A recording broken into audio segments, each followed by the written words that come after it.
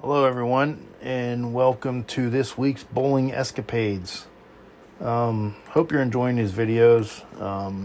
Like I said, they're not like your typical ball review videos. I'm using the same ball I did last week. I'm not a pro shop owner. I'm not I don't have access to every bowling ball, every new release out there. So I bowl with what I have, and I'm just an average bowler. I'm not, like I said before, I watched some of these videos on YouTube, and you got 450 RPM guys throwing the newest ball out there, and that's not realistic. Most of us league bowlers just aren't that type of bowler, and so I'm kind of targeting a different audience. I'm kind of targeting the average Joe league bowler like me. I have about a 300 RPM rev rate. I don't hook the whole lane. I'm more of a down and in type player. A little bit straighter. I don't have perfect form. I don't have perfect release. And that's what most league bowlers are. So I'm kind of targeting that demographic with these. So I went in last night a little bit early. I got new glasses yesterday, or last week. I wore glasses when I was younger, and I had LASIK surgery, and I haven't worn glasses for almost 25 years. And now I have transitional bifocals, and I can bowl without them. In fact, I bowled my third game without them last night. But when I'm wearing them, I feel like I'm like 9 feet tall. If I kind of look down, I feel like, the ground's so far away. So it's a little bit of a distorted type of a vision, and my main concern was I didn't want to fall on my face. I wore them the first and second game, and I took them off after the second game, just because I don't know, I just didn't just wanted to take them off. Just they were starting to, still not used to them. They were starting to feel a little bit heavy on my nose, and I don't know. I just took them off and bowled without them. I ended up bowling a 232 without them. In my league last night, I started out with the altered reality, bowled a 243. Everything was in the pocket, hitting nice. Second game, it started coming in a little bit too high, so I grabbed my Brunswick igniter, and that wasn't any better. I was leaving a lot of 9 counts, and only bowled a 172. Third game, I went back to the altered reality and flattened my hand a little bit and threw a little bit harder. And I was hitting a little bit light, but I started with 2 strikes. Then I had don't remember the order, but 3 frames in a row, I had a split, I had a missed spare, and I had a spare. And then I finished with the back 7. And those back 7 were all a little bit light. In fact, one of the guys on my team, when I came back, he kind of joked and he said, "Hey, I like your bowling lines, all 4 of them." And I said, "Yeah, it's working though." But so I rolled a 232 that game.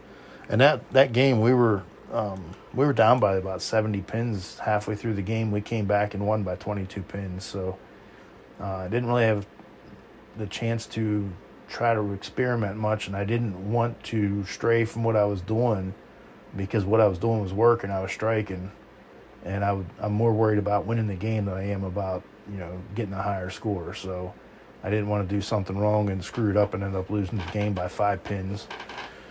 So I'm using the altered reality here, and my main objective was just to try to throw it more inside, get comfortable with that. I'm not comfortable throwing inside. I'm kind of erratic with my aim. I have a P5000D finish on this ball. You see right there, targeting about the 3rd arrow, which is what I need to work on. You'll see in this video, I'm kind of erratic when I'm moving it inside like that. If I'm aiming for the 6-7 board, I can hit it almost every time. If I'm aiming for anything inside of the 10 board, I'm kind of erratic. I'll miss by 2-3 boards per shot, and that's something I need to work on. And again, that's part of being an average Joe bowler. Not one of these 230 average guys that hit the same spot, 8 out of 10 balls. So this one here, I believe I was I think I was aiming for about the 10 board, but I just kind of missed that one. And I'm not going to edit out bad shots. Bad shots are part of bowling. You'll see that on my spares. I think I only converted one spare this whole game. And it wasn't because I wasn't trying. I was actually trying to. I wasn't shooting for score, but I was trying to convert my spares at least. And it didn't work out too well. So I only bowled one game here last night, warm-up game, practice game. That ball was around about the 8-9 board. When I throw outside of the 10 board, I throw a little bit more speed. When I'm inside the 10 board, I got to slow it down a little bit. Just because, like I said, 300 RPM, I just don't really have the rotation, the revolution to bring the ball back in the oil. So, and I typically like to have a little bit of shine on my bowling balls. That's around the 13 board. Didn't come back for me. Not sure where I was aiming. I think I was actually maybe aiming for the 15 and just missed it outside. So it was an interesting night last night. We lost our first game. We were in first place. We lost our first game by about 60 pins, and we bowled really good.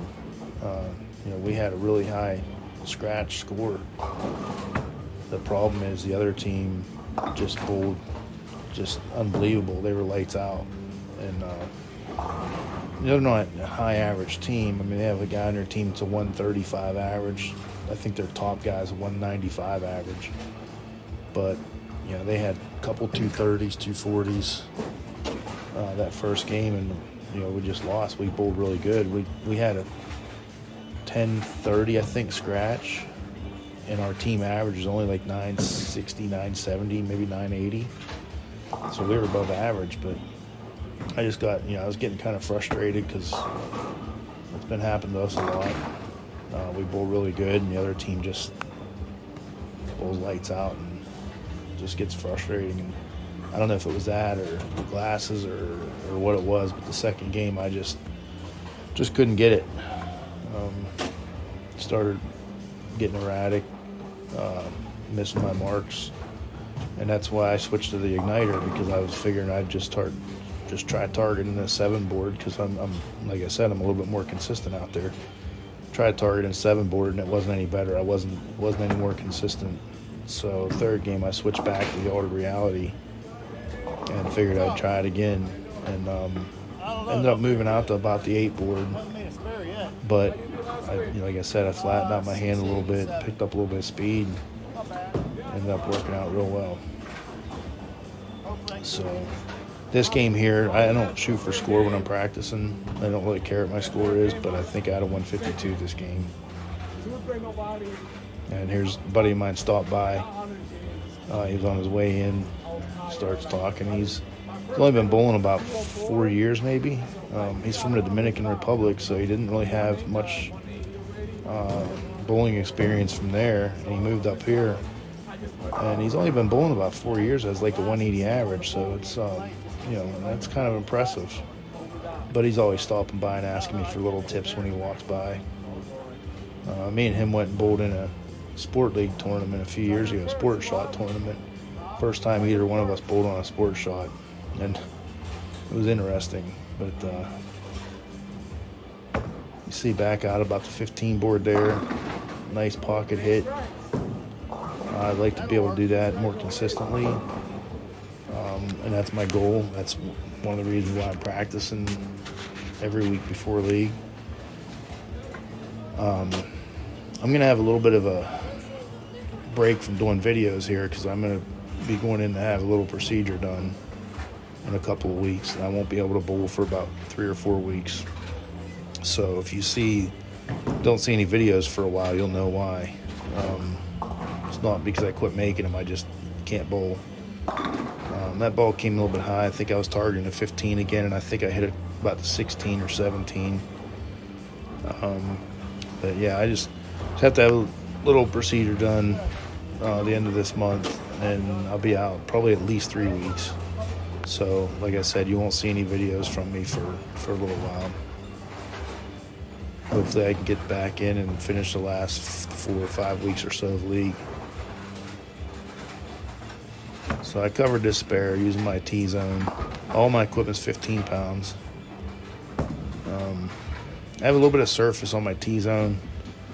I mentioned this last week. When it was out of box, it just seemed like it would slide a little bit too much if I got too far out shooting at the 7. If I got a little bit too far out, it wouldn't hold that ledge and it would slide off. So I put a little bit of surface so it would kind of hold that. It seemed to help. Maybe it's just in my head, but a little bit late there. I was hit about the 10-11 board there.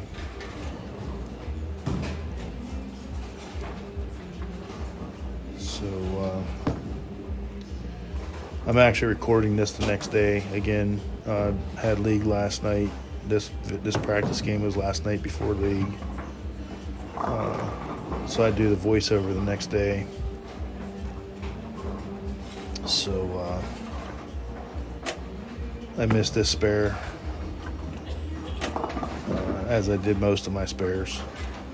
But again, like I said, I'm not really shooting for score, but I need the accuracy.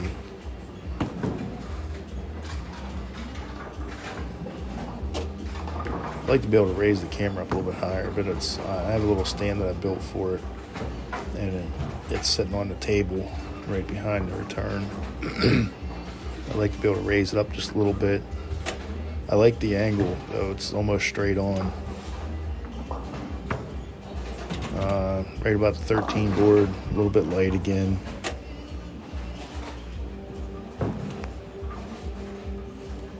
And I missed this spare also. Spoiler alert.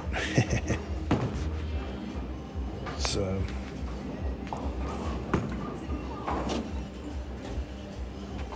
I had an interesting day yesterday. Police were at our house. We have security cameras on our house. Neighbor went missing, and the police stopped here to take a look at our video cameras to see if they could see anything on it. They ended up finding the kid. He was okay, but I know the kid and I know his family, so it was weighing on my mind for a little while. So I'm glad they found him. But that's the end of the game there, and the end of the practice game. Again, thanks for watching. If there's any suggestions or ideas on these, let me know. I'll try to accommodate somehow. But again, thanks for watching. See you later. Bye.